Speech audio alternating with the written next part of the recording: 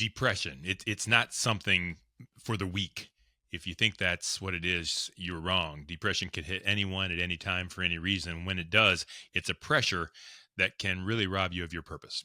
We're going to talk about that with Ron Jones next on the Purpose Under Pressure podcast. Well, the heat is on. Let's get cooking. This is Purpose Under Pressure. It's a podcast about people, just people like you and me, business folks, folks leading organizations, trying to do the next right thing. Their purpose, they swing their feet out of bed in the morning, they put them on the shoes and they get going, what they're trying to accomplish, and then those pressures that come every single day. Sometimes out of nowhere, and try to knock us off of our course. We talk about that here on the Purpose Under Pressure podcast. If you are back again and kind of hanging out with us story after story, thank you.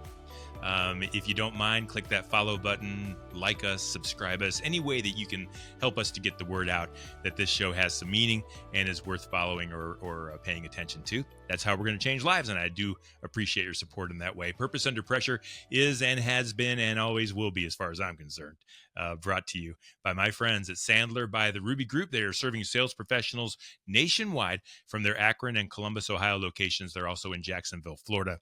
It's sales training, it's business growth, it's helping leaders and businesses do the right thing, the right way, for the right reasons. If that's you, if that's the thing that you as a leader need to accomplish for your team or even for yourself, I promise you a call to the folks at the Ruby Group, whether you buy anything from them or not, it's going to change the way you think about a lot of things. And so go ahead and give them a call or check them out online at therubygroup.sandler.com. I'm interested to talk to our guest today about life. Sometimes we talk about success. Sometimes we talk about failure, purpose, and pressure overcoming each other. And that's what the show is all about. But this episode might be just a little bit different because sometimes it all goes sideways. And we're going to talk about that with Ron Jones. Ron is the National Account Manager with Delavan Spray Technologies. I moved my notes before I was done using them. And so that's what happened there. But welcome, Ron Jones. Thank you. To the Purpose Under Pressure podcast. It's good to be here. I'm really glad to meet you because I don't think everybody knows about everything about Ruby Group and Sandler, but they've seen Mike Jones on this show, and man, you bear a striking resemblance to him. Yeah, we've been accused of being twins most of our lives. Well, Mike is the one of the owners, one of the partners at Sandler by the Ruby Group. He's, you ever go through the process, Ron, of who would be on my Mount Rushmore? Who are the most important people? He'd have a ticket to be considered for me. He's just been that important to me. He always seems to show up when I need someone to kick me in the butt. And he does it in a way that makes me want to get out and get it done and maybe even impress him a little bit. So have you ever gotten that from him, or do you guys just wrestle a lot? Yeah, we're definitely a driven family. Dad was a high school football coach, so gritty, tenacious, get it done at all costs. Playing by the rules, obviously, but that's in the DNA. That's right. And when Mike said, you need to talk to my brother, Ron, I said, yep, I want to do that. So I'm glad we're talking here now. Ron, let us know a little bit about you, a little bit about why you kind of walk this earth and what your purpose is and what you're trying to accomplish. And let's go from there. Sure. So I'm probably going to be a little bit of a different take on how this flows, but definitely a man of God. Faith drives me. That's one of my biggest whys. We talked about that a little bit before the show started, but I'm a strong follower of Jesus. I don't want to disappoint my Lord. I don't want to fail him. But at the same point in time, it's a constant transition walking with Jesus. You're constantly growing, constantly being challenged, constantly being attacked. So just making sure that he's famous and he's well thought of is one of my goals. Growing up as a kid with my parents, my dad instilled God, country, family with us in that order. And that kind of stuck in my life. I'm a patriot. My kids are patriots. Family's very important.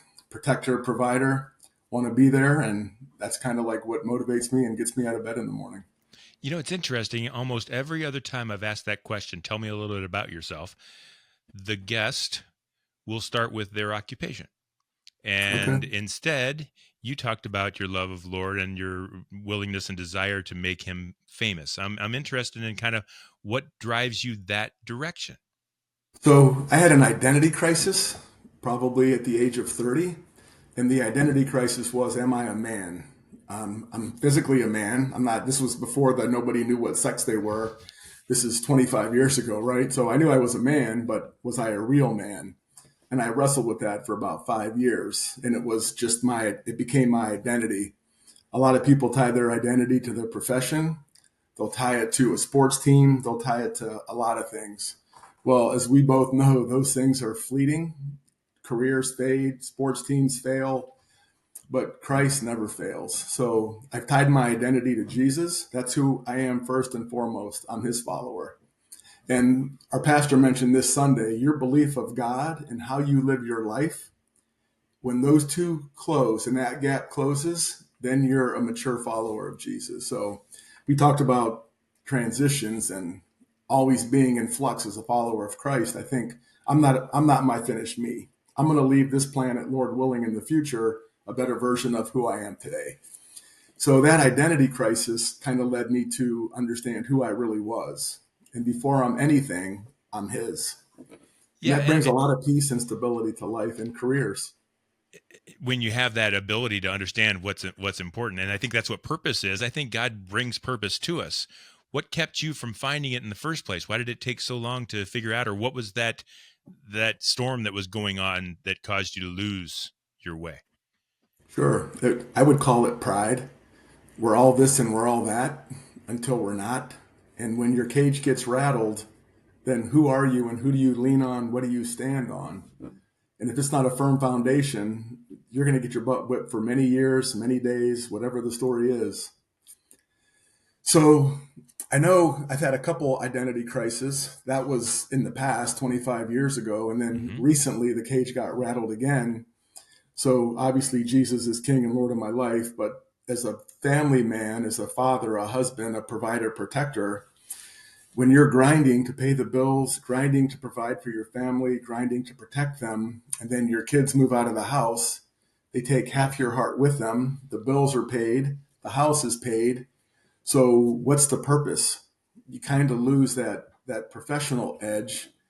And recently it was really hard. I kind of lost my why, lost my purpose. I told you before the show, I was kind of depressed.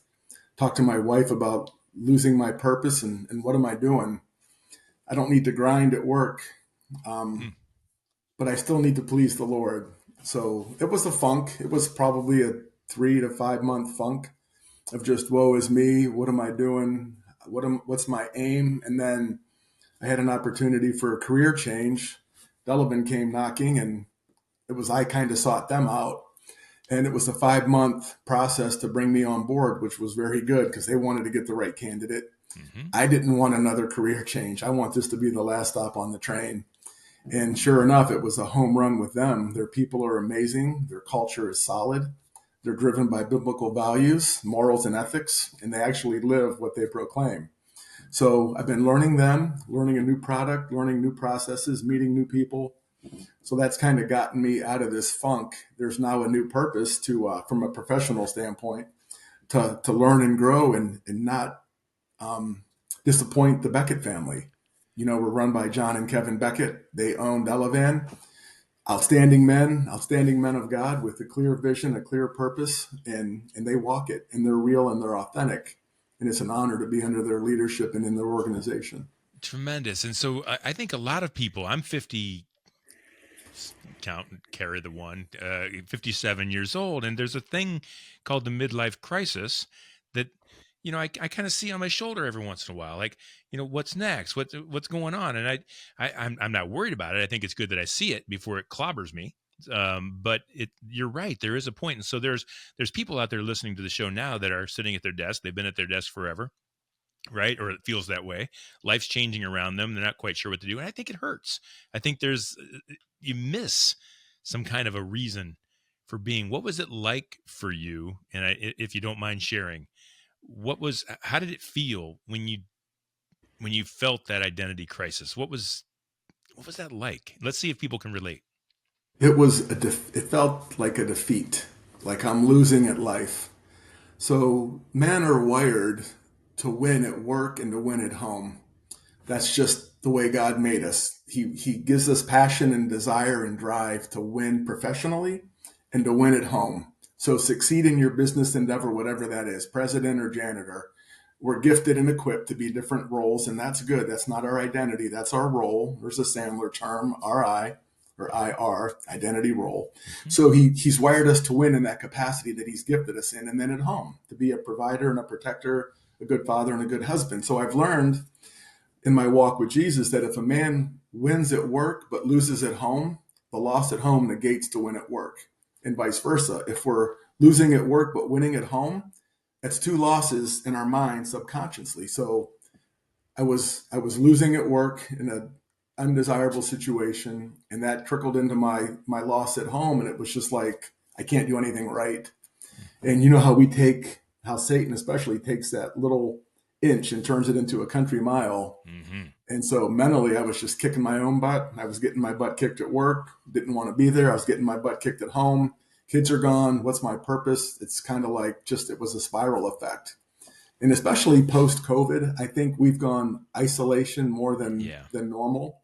And when men get scared and they lose, we tend to hide, just like our great grandfather Adam, he hid from God. We tend to hide. We tend to check out and just hide. And that's kind of what I was doing. Yeah, you were hiding away, and I'm wondering what you were trying to do. Did you realize? I mean, if you knew what it was, you could have just gone out and fixed it. A lot of times with depression and things of that sort, we don't even realize we're in it. We're just in something. Maybe we don't even know we're in something. We're just going. What Yeah. did you try to do before you switched careers and different things? But how did you try to fix the problem? So I did a real good job of hiding, Yeah. just trying to be putting up a facade that wasn't me. And it's kind of a hard question to answer. Trying to stay faithful to Jesus, but yet be true to my employer and true to my family and give it my all. When you're waking up and you're somewhere you don't want to be, it's hard to give it your all. And just kind of going through the motions. Like, I'm not checking out of life. I wasn't suicidal by any stretch of the means, but I was depressed. Wasn't winning at work, wasn't winning at home. And it was just like, why am I here? And so So something probably happened that woke you up. Maybe some folks call it a rock bottom or whatever. Was there something that said, okay, wait a minute, I need to do something different here. I got to get control of this. yeah, it's one of those things. Again, dad was the high school football coach, so family's very gritty. We tend to work our way through our problems. So it just got to the point like I was gaining weight, and it kind of started with that. So let's just get your fat butt back into shape. Came back from vacation. My wife and I we try to take a trip a quarter since the kids moved out. Yeah, That kind of keeps us together. we're doing the same. Yep. So we came back from vacation. I had gained 30 of the 50 pounds that I had lost back. And I wasn't going back to my high weight. So started eating better, walking more, lifting weights 3 times a week, drinking a lot of water, getting better sleep, smaller portions. So I lost 20 of those 30 that I gained back. I Hmm. am at my high school weight or below when I graduated high school. So that's a win. Yeah. So just looking for those little things to win at, and then building from there to get back onto that firm foundation. So haven't abandoned the faith. My wife and I are reading through the Bible in a year together. So it's always been there, but sometimes you're just doing something to check a box versus being engaged. So getting engaged with God's word, staying faithful to him, faithful to the Lord. And then here we are 5 months later, new company, new culture, new products to learn, new challenges. So we need that as men. We need that mountain to conquer. We need Yeah. that dragon to slay. Yeah. So that dragon is now in the form of a new job where I've got to be sharp. I've got to learn. I don't want to disappoint the leadership and the ownership and my boss.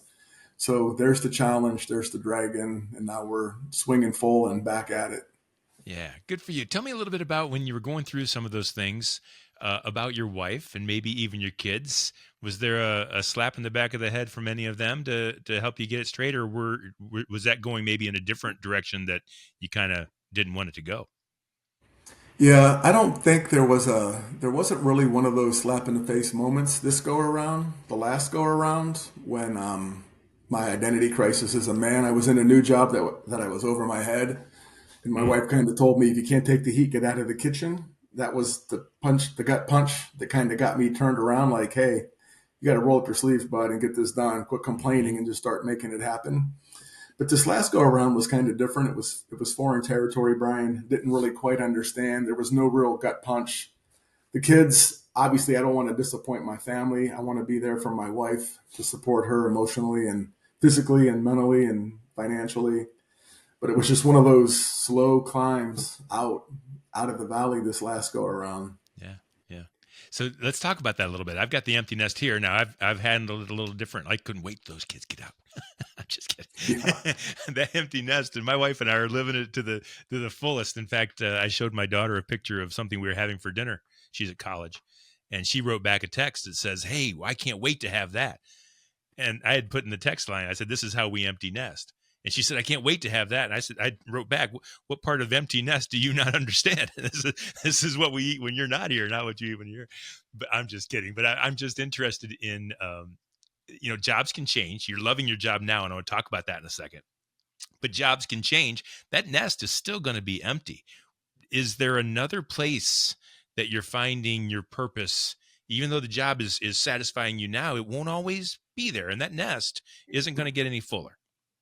Yeah. So shifting toward ministries and helping other people. I lead a men's group at Good. our church. So we get together and we talk about life. We're getting ready to start a study on the book of Daniel tonight, actually.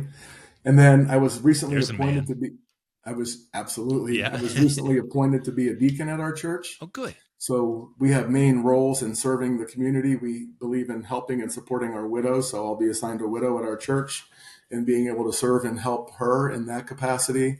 And then serving locally at our church. I'm also the president of a board of young Christian professionals. We're a prison ministry. We help justice involved men and women, mostly men on my side, to we kind of intervention, teach them in high school and whatnot how to not go to prison. We intervene while they're in prison with programs and just loving them the way Jesus would, sharing God's word. And then we have post prison care to help them with housing and getting established back on their feet. So I'm involved with that. It's a fairly new ministry. It's not new, but it's new board ran. So the board's been intact for about a year. So we're working through the administrative struggles that come with being a board operated ministry. So as I transition professionally into retirement, we've got those ministry opportunities to help fill that professional void. Yeah. So you've got plenty going on. It leads me to ask this question. This is called purpose under pressure. You lost your purpose. You had a ton of pressure. You've got your purpose. Which do you think has molded you more? The pressure builds the diamond, but you got to have the coal in the first place. Is it more about your purpose that has surfaced, or is it more about the fact that I got to beat this pressure?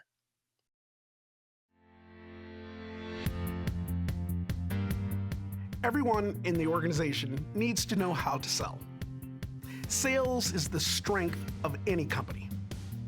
Whether or not you're in marketing, operations, or even finance, everyone has a strong shared accountability towards driving top-line revenue. Whether or not you're client-facing or talking over the phone, you're able to build a stronger level of rapport with the clients.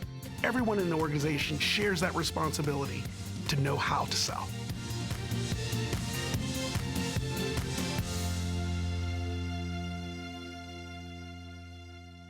Is it more about your purpose that has surfaced, or is it more about the fact that I got to beat this pressure? So probably a little bit of both. Um, so as you walk with Jesus, you're always going to have trials. There's always going to be tribulations. So understanding that sometimes we just go through some hard times and we're not quite sure why this is happening. We have history that says it's going to be okay. I don't know what the end is going to lead to. I mean, I could be killed today on a car crash. I could die today of a heart attack. Who knows the story? But I know the past, and I know that God provides time after time after time, whether he's parting a sea, whether he's raising the dead or curing the blind. He makes a way when there seems to be no way. So having that peace that even though I'm going through a storm in life, it's going to end. This too will pass. When and how it's going to pass, I'm not quite sure. Mhm. But just keeping my eyes on the prize and not wanting to disappoint my Lord, that was the bigger driver to get out of this funk. But at the same point in time, pressures will always shape and mold us into who we are. It's not at the mountaintop where we're shaped. Champion's not, he's not forged in the locker room. He's forged on the battlefield. So it's the valley where we grow. It's the valley where we come to who we really are. It's easy to say, look at me on top of a mountain. Mm. But can you say, hey, look at me in the valley? I'm the same person.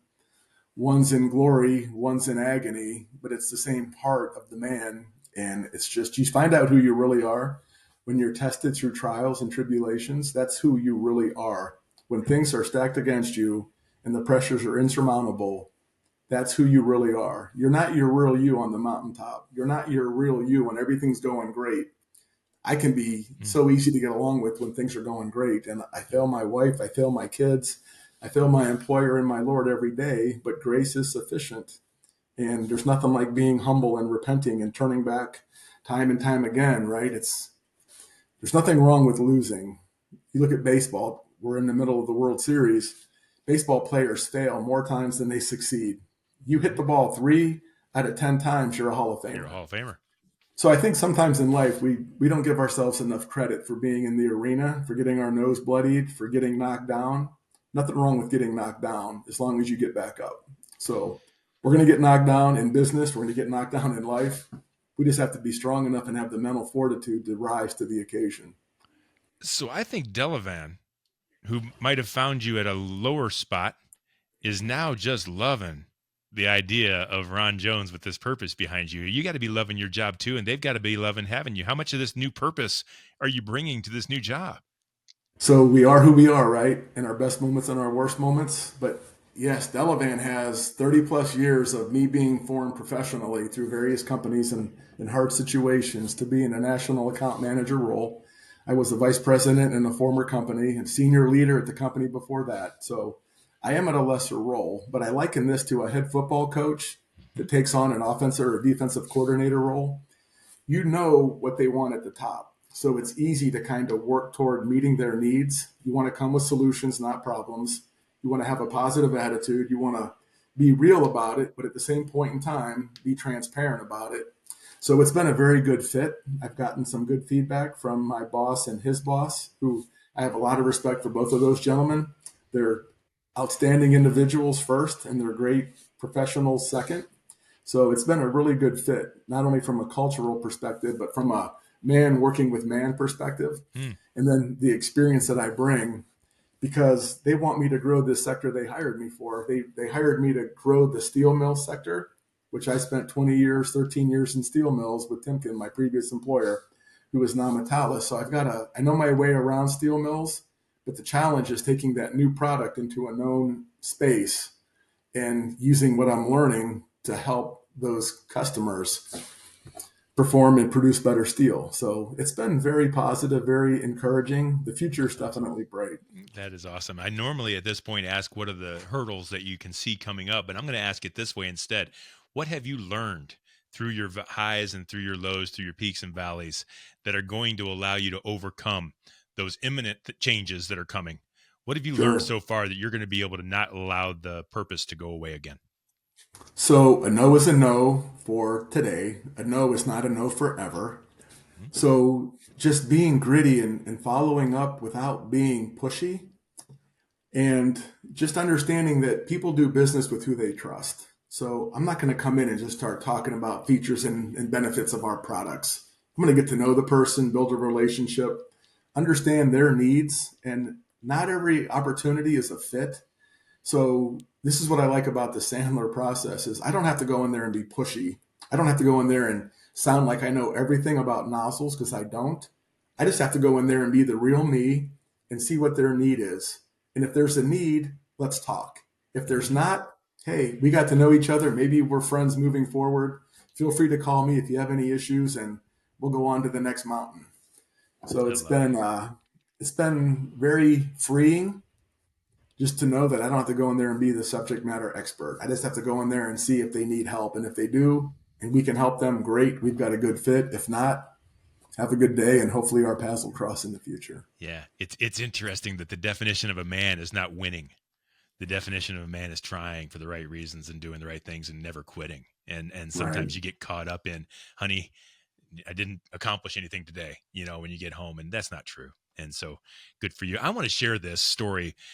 This is episode number, I don't know, 60 or I don't know what, of this podcast. It's called Purpose Under Pressure. Before this, I did over 100 Dash of Grit episodes where we talked about the extra that you have to push through to get through. If you're stuck, you need a little push, need a little grit underneath the tires to help you out.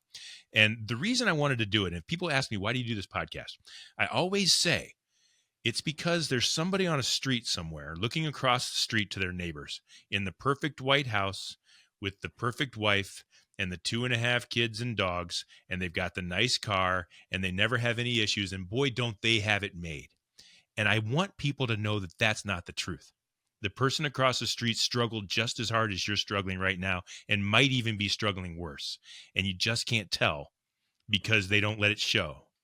And I have a feeling that I've just met the definition of the reason I started this podcast. Is that you, Ron? You're the person across the street that people didn't understand what he was going through.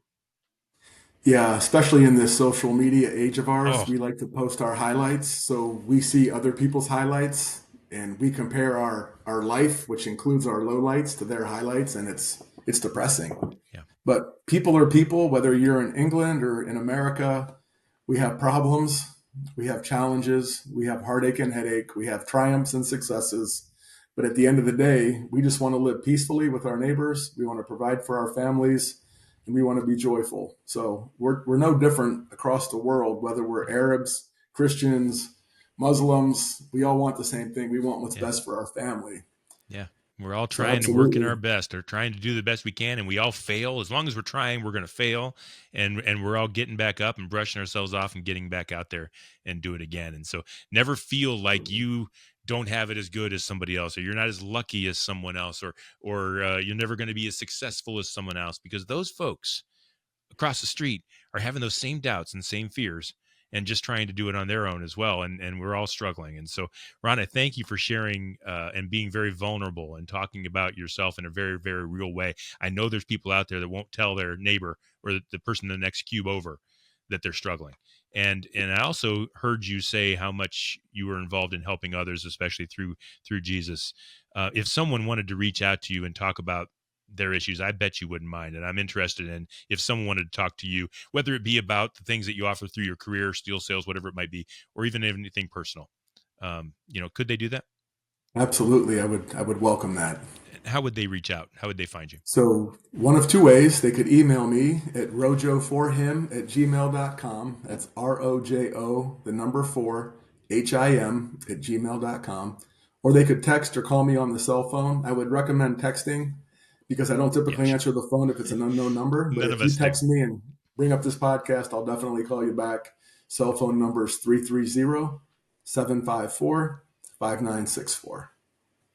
Folks, that's Ron Jones. He's a national account manager with Delavan Spray Technologies. And I think even more than that, he is a real man, and he is fighting for his family. He is fighting for his kids, and he's doing great work for his business. And that's just the real story right there. And Ron, thank you very much for being our guest on Purpose Under My Pressure. pleasure, Brian. Thank you so much. Have a great day. Yeah. I tell you what, folks, it really is. It really is why we do this. It really is. If you're listening right now and you think you've got it bad, I want you to know that other people do too. And I want you to know that it's worth the effort and it's worth the struggle. And it's also worth asking for help, not just always in personal issues or mental, but if you're trying to hit your sales goal, trust me, you're not the only one. And if you're trying to hire the right employee and you can't keep the lines open, trust me, you're not the only one. Find someone that maybe shares experiences and figure it out together. And I think pressure is a lot more light when we do it together or do it in a very open way. And that's how we accomplish things and how we don't lose our purpose. So thank you again to Ron Jones for being a guest on Purpose Under Pressure. And this show is and always is brought to you by Sandler, by the Ruby Group. Sellers are under pressure to perform. Ron talked about that a little bit. Sandler helps you to succeed on purpose. You're going to find every one of these past episodes, and they're all full of stories, maybe not this personal, but ever so much impactful. You're going to find those at bryanmediastrategies.com/podcast and wherever you stream your favorite shows. We do this every week, and we will see you next time on Purpose.